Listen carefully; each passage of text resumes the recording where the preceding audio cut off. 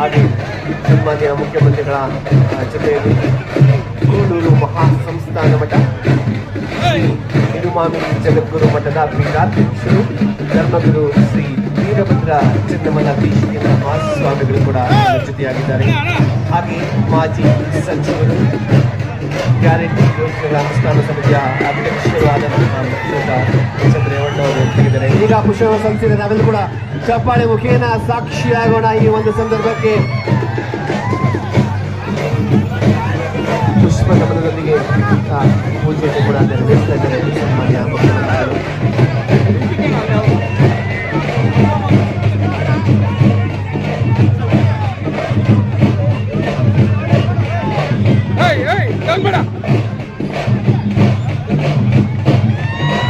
ಕರ್ನಾಟಕದ ಪ್ರಥಮ ಸ್ವಾತಂತ್ರ್ಯ ಹೋರಾಟಗಾರ ಕೆಚ್ಚೆದೆಯ ವೀರ ಶೂರ ಕ್ರಾಂತಿವೀರ ಸಂಗೊಳ್ಳಿ ರಾಯಣ್ಣ ಪ್ರತಿಷ್ಠಾನ ಆಯೋಜನೆ ಮಾಡಿರುವಂತಹ 227ನೇ ಜಯಂತ್ಯುತ್ಸವದ ಅಂಗವಾಗಿ ಸನ್ಮಾನ್ಯ ಮುಖ್ಯಮಂತ್ರಿಗಳಿಂದ ಸಿದ್ದರಾಮಯ್ಯನವರು ಈಗ ಪುಷ್ಪ ನಮನ ಸಲ್ಲಿಸಿದ್ದಾರೆ. ಜಗದ್ಗುರು ಮಠದ ಪೀಠಾಧ್ಯಕ್ಷರಾದಂತಹ ಧರ್ಮಗುರು ಶ್ರೀ ವೀರಭದ್ರ ಚನ್ನಮಲ್ಲೇಶ್ವರ ಮಹಾಸ್ವಾಮಿಗಳು ಹಾಗೆ ನಮ್ಮ ಜಿಲ್ಲೆಯಲ್ಲಿ ಗಣ್ಯರಿದ್ದಾರೆ. ರಾಜ್ಯ ಮಹಿಳಾ ಆಯೋಗದ ಅಧ್ಯಕ್ಷರಾದ ಶ್ರೀ ನಾಗಪುರವರು, ಬಿಬಿಎಂಪಿಯ ಮಾನ್ಯ ಆಡಳಿತಗಾರರಾದ ಶ್ರೀ ಉಮಾಶಂಕರ್ ಅವರು, ಮಾನ್ಯ ಮುಖ್ಯ ಆಯುಕ್ತರಾದ ಶಾರದನಾಥ್ ಅವರು, ಕ್ರಾಂತಿವೀರ ಸಂಗೊಳ್ಳಿ ರಾಯಣ್ಣ ಪ್ರತಿಷ್ಠಾನದ ಅಧ್ಯಕ್ಷರಾದ ಸಂಗೊಳ್ಳಿ ಕೃಷ್ಣಮೂರ್ತಿಯವರು, ಮಾಜಿ ಮಹಾಪೌರರಾದ ಶ್ರೀಯುತ ಜೆ ಉಚ್ಚಪ್ಪರು, ಹಾಗೆ ನಿವೃತ್ತ ಎಡಿಜಿಪಿ ಡಾಕ್ಟರ್ ಸುಭಾಷ್ ಬಂದೇವ್ ಕೂಡ ಇವತ್ತಿನ ಕಾರ್ಯಕ್ರಮದಲ್ಲಿ ನಮ್ಮ ಜೊತೆಯಾಗಿದ್ದಾರೆ.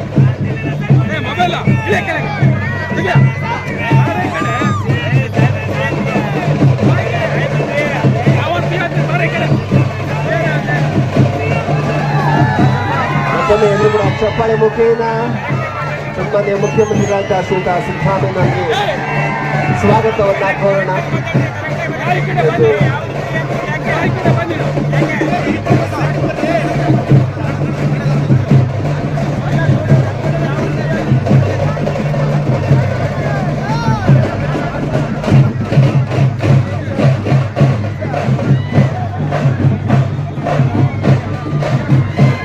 ಪುಷ್ಪ ನಮನವನ್ನು ನೆರವೇರಿಸಿಕೊಟ್ಟಂತಹ ಕರ್ನಾಟಕ ಸರ್ಕಾರದ ಸನ್ಮಾನ್ಯ ಮುಖ್ಯಮಂತ್ರಿಗಳಾದ ಶ್ರೀ ಸಿದ್ದರಾಮಯ್ಯನವರು. ಆತ್ಮೀಯ ಬಂಧುಗಳೇ,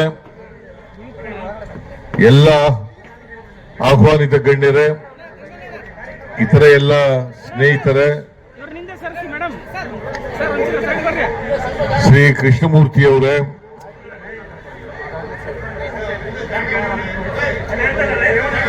ಇತರ ಎಲ್ಲ ಸ್ನೇಹಿತರೆ, ನಾನು ಹಿಂದಿನೇ ಹೇಳಿದ್ದೆ, ಇಲ್ಲಿ ಬಹಳ ತರಾತುರಿನಲ್ಲಿ ಮತ್ತೆ ಜಾಗ ಕಡಿಮೆ ಇರ್ತಕ್ಕಂಥ ಜಾಗದಲ್ಲಿ ಸಂಗೊಳ್ಳಿ ರಾಯಣ್ಣವರ ಜಯಂತ್ಯೋತ್ಸವ ಇರಬಹುದು, ಪುಣ್ಯತಿಥಿ ಇರಬಹುದು, ಎರಡನ್ನೂ ಕೂಡ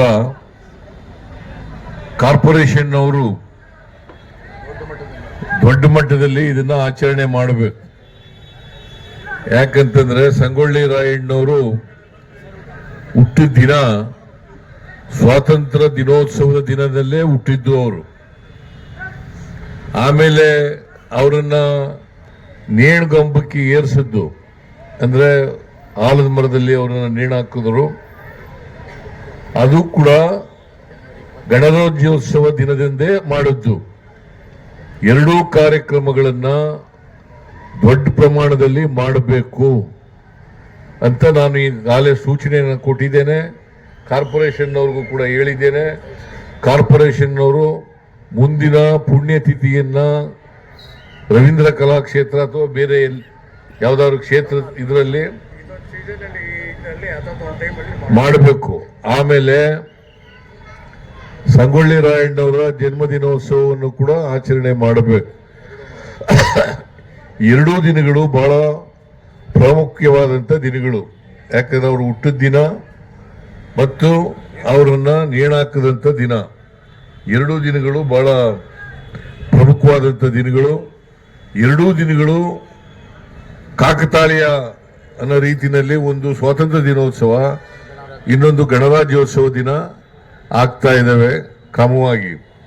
ಅದರಿಂದ ನಾನು ಇವತ್ತು ಇಲ್ಲಿ ಸಂಗೊಳ್ಳಿ ರಾಯಣ್ಣವರ ಪ್ರತಿಮೆ ಇಲ್ಲಿ ಊರಾರ ಹಾಕಿ ಆಮೇಲೆ ಕಾರ್ಯಕ್ರಮಕ್ಕೆ ಹೋಗೋಣ. ಇಲ್ಲ ಇಲ್ಲ ಇಲ್ಲ, ನಾನಿರಲ್ಲ, ನೀವೇನಾರ ಮಾಡ್ಕೊಳ್ಳಿ, ಆಮೇಲೆ ನೀವೇನಾರ ಮಾಡ್ಕೊಳ್ಳಿ. ಈ ಕೃಷ್ಣಮೂರ್ತಿನೇ ಇದೆಲ್ಲ ಈ ಪ್ರತಿಮೆ ಆಗ್ಲಿಕ್ಕೆ ಕಾರಣಕರ್ತ.